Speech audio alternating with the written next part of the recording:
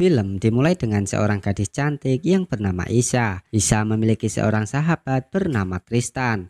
Namun di sini Isa hanya memanfaatkan sahabatnya yang kutu buku dan sangat pintar itu untuk membantunya mengerjakan tugas kuliah dan memanfaatkan kecerdasannya. Mereka bisa dibilang sangat dekat dan Isa juga sering mengerjakan tugasnya di rumah Tristan beberapa waktu lalu. Tapi ternyata alasan Tristan mau membantu mengerjakan semua tugas kuliah Isa lantaran ia memang sejak awal sudah naksir dengan gadis tersebut. Mereka bisa dibilang sangat dekat dan Isa juga sering mengerjakan tugasnya di rumah Tristan. Tapi ternyata alasan Tristan mau membantu mengerjakan semua tugas kuliah Isa karena ia memang sejak awal sudah naksir dengan gadis tersebut. Namun si pemuda culun itu tidak berani mengungkapkan perasaannya karena sadar diri dengan tampangnya yang pas-pasan. Ditambah lagi Isa adalah gadis idola di kampus mereka. Seiring berjalannya waktu, Tristan mulai menyadari bahwa Isa memiliki tatapan yang berbeda ketika ia lagi bersama dengan mahasiswi baru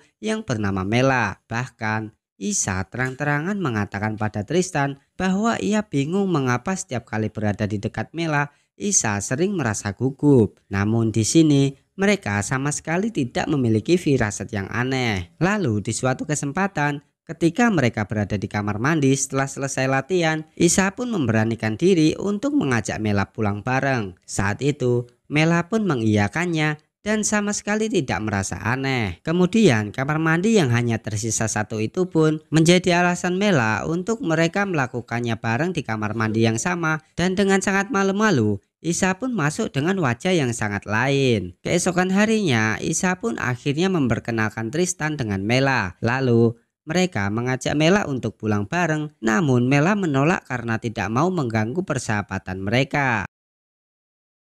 Beberapa hari kemudian ketika akan membersihkan diri setelah beres kelas, Mela pun ngeluh kalau pundaknya terasa pegal. Lalu Isa pun berinisiatif untuk melihatnya dan memijak pundaknya si Mela. Dan dari sini Isa pun menyadari bahwa pundaknya penuh dengan lebam. Akhirnya Mela bercerita bahwa ia diperlakukan tak baik dengan ayah tirinya. Bahkan si ayah tirinya ini sering memaksanya untuk melakukan adegan dengannya. Isa yang sedih lalu menenangkan dan merangkulnya. Namun setelah itu justru mereka malah melakukan adegan yang kita inginkan cuy. Semenjak saat itulah mereka menjadi dekat dan si Tristan ternyata merasakan cemburu yang begitu kuat. Dan atas kecemburuan itu Tristan pun mencari cara untuk bisa menyingkirkan Mela dari hadapan Isa. Namun sialnya beberapa saat kemudian Isa justru datang dan membantu Mela. Tristan pun mengambil kunci Mela yang terjatuh dan berniat untuk menabraknya. Namun sayangnya justru malah si Tristan ini mengenai keduanya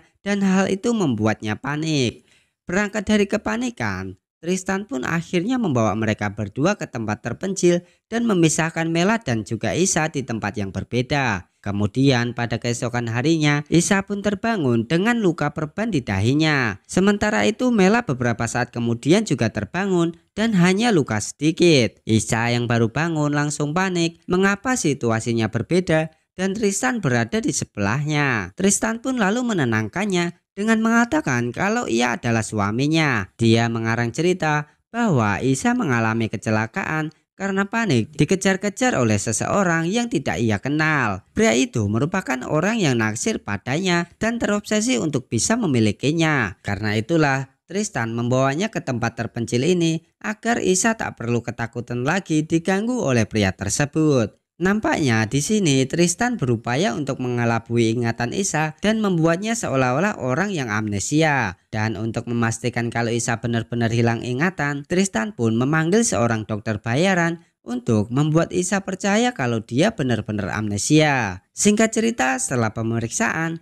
Isa pun didiagnosa mengalami amnesia selektif. Ingatannya bisa kembali semuanya, setengahnya ataupun justru lupa akan segala masa lalunya. Dokter itu pun tidak bisa memastikannya. Dia meminta Tristan untuk mencoba membahas masa lalu mereka agar ingatan Isa bisa kembali. Lalu setelah itu Tristan pun mengajak keluar dan menunjukkan foto-foto pernikahan mereka dan masa lalu mereka. Dan ternyata Tristan memang merencanakan semua ini dengan sangat matang. Tristan mengaku bahwa mereka sudah 5 tahun menikah namun belum memiliki keturunan. Isa lalu diajak berkeliling di tempat tinggal mereka dan di sana Tristan kembali mengelabui ingatan Isa bahwa orang tuanya itu sudah meninggal beberapa tahun yang lalu.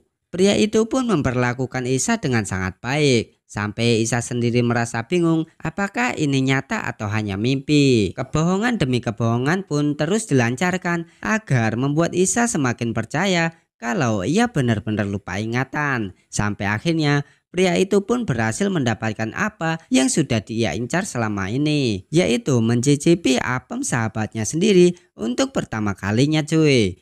Malam harinya Isa pun bertanya kapan mereka akan kembali ke kota. Tristan mengatakan bahwa mereka baru bisa meninggalkan tempat ini jika polisi berhasil menangkap orang yang mengincar Isa. Suatu hari Isa merasa mendengar suara seorang wanita yang sedang menangis. Isa pun memperhatikan sebuah gubuk yang terletak di sebuah rumah utama. Namun tiba-tiba Tristan pun muncul dan justru mengatakan bahwa Isa hanya sedang mengalami stres dan suara itu hanya muncul di pikirannya saja. Dan setelah itu mereka pun memutuskan untuk sarapan bersama. Selanjutnya setelah beres sarapan, Tristan pun kembali melakukan adegan yang kita inginkan cuy. Di sini terlihat Isa yang sepertinya sudah mulai menikmati status barunya yang sekarang. Pada keesokan harinya, Isa yang baru saja terbangun menyadari kalau ia datang bulan. Tristan pun segera memberitahu kalau ia akan pergi ke kota untuk membeli beberapa pampers sebagai stok selama setahun ke depan. Dan ketika Tristan sedang pergi, Isa pun menemukan sebuah tas lamanya yang di dalamnya terdapat sebuah dompet. Ia pun menemukan beberapa foto, namun anehnya ada seorang wanita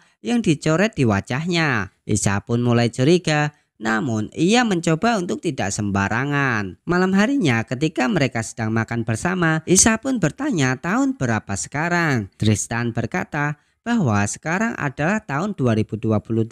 Ia pun bertanya juga di mana keberadaan Mela. Tristan pun merasa cukup kaget dan ia kembali menegaskan bahwa Mela menghilang sejak beberapa tahun yang lalu. Isa mulai menyadari bahwa ini semua merupakan sandiwaranya dan karena hampir terbongkar, Tristan yang tak pintar menyembunyikan kepanikannya inilah diketahui oleh si Isa. Akhirnya untuk menenangkannya, Isa pun berinisiatif untuk mengajaknya melakukan adegan yang kita inginkan dan ia melakukannya dengan begitu bersemangat sampai akhirnya ketika Tristan mulai kelelahan, Isa pun mengambil ulekan dan membuat pria itu jadi tak sadarkan diri. Setelah Tristan sadar, Isa pun langsung bertanya kepada Tristan dan memintanya untuk jujur tentang semua permainan ini. Setelah diberitahu, Isa pun segera mencari Mela ke gubuk yang ada di seberang rumah dan benar saja terdapat Mela yang tinggal di sana. Isa pun lalu membawanya keluar, namun ketika sudah di luar, ternyata Tristan sudah berjaga di sana